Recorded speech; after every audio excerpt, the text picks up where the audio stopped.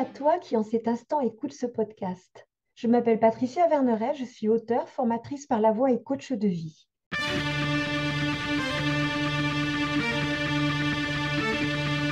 Ta voix a des super pouvoirs, le savais-tu? Pour t'aider à mieux la connaître, je fais des présentations.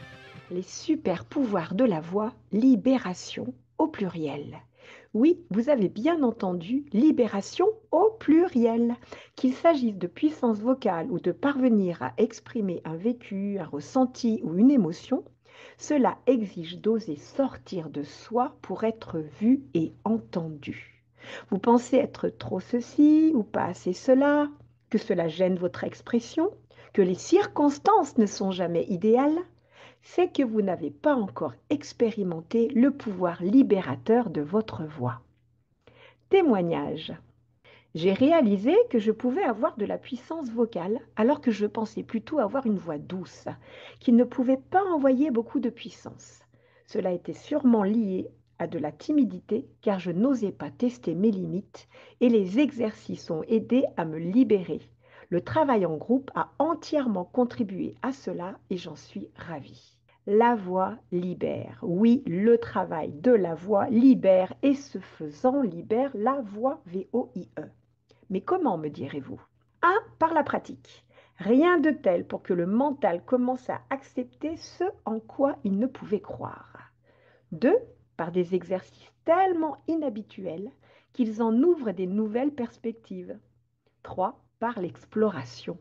Je teste sans connaître l'issue. Pourquoi la voix chantée pour s'entraîner? Flash neurosciences. La mémoire musicale est dans les deux hémisphères du cerveau, plus vaste que les zones de la parole. Les réseaux d'apprentissage se reforment. D'où l'intérêt du chant en groupe.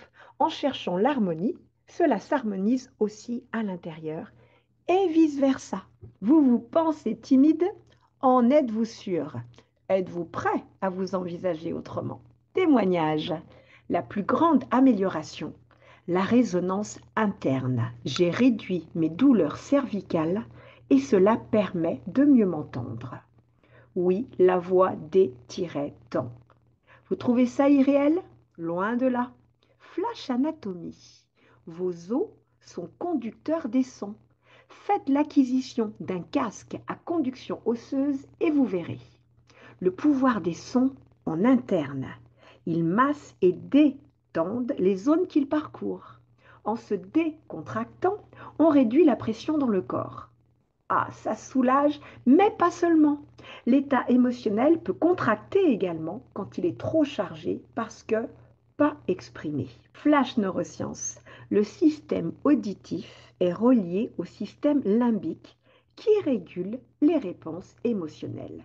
Plus je me calme et me détends, et mieux j'écoute. Mieux j'écoute et plus je suis calme. Un cercle vertueux, quoi.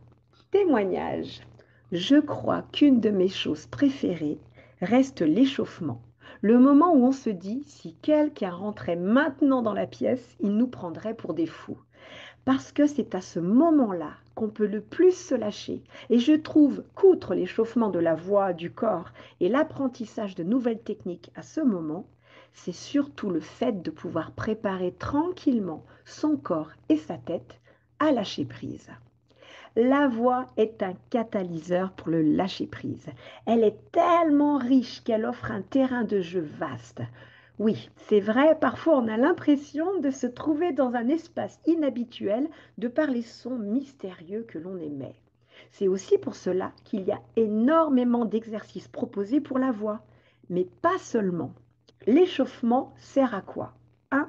Il prépare le corps à une prise de parole. 2. Il impacte l'attitude intérieure avant la prise de parole. Plus les exercices seront bizarres et plus vous serez amené à pratiquer le détachement et le lâcher-prise. Et c'est là que les choses deviennent intéressantes.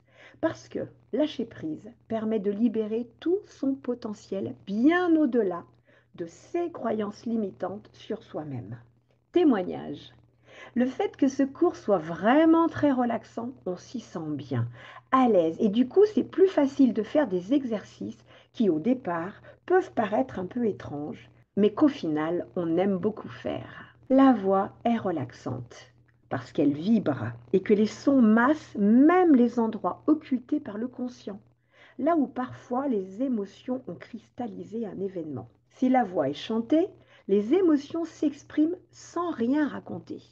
Si la voix est parlée, mettre en mots, c'est transformer, revisiter son histoire. Parce que exprimer, c'est extraire une expérience de l'intérieur de soi pour pouvoir passer à autre chose. Parce que les tensions intérieures naissent de nos résistances, de nos conflits intérieurs, de nos injonctions, et que le travail avec la voix parvient à faire circuler tout cela. La voix chantée vide la tête de ce qui n'est pas ici et maintenant. Le mental se trouve occupé à observer et ajuster et non pas à juger ou comparer. Il n'en a pas le temps. Libérer sa voix, VOIX, c'est libérer sa voix, VOIE, parce qu'elle conduit à un équilibre entre la tête, le cœur et le corps. Elle relaxe, elle relâche et elle décontracte parce qu'elle est énergie et vibration. Chanter à tue-tête prend tout son sens. Et puis, quand tel que l'on est, on apporte sa pierre à l'édifice, on connaît sa valeur en le vivant. Les libérations vont faciliter les transformations nécessaires pour aller vers une communication consciente et joyeuse. Et si vous laissiez votre voix vous guider sur votre voie. Cet épisode est terminé. Je t'invite à explorer tout le potentiel de ta voix VOIX pour ensuite vivre joyeusement ta voix VOIE. Merci pour ton écoute.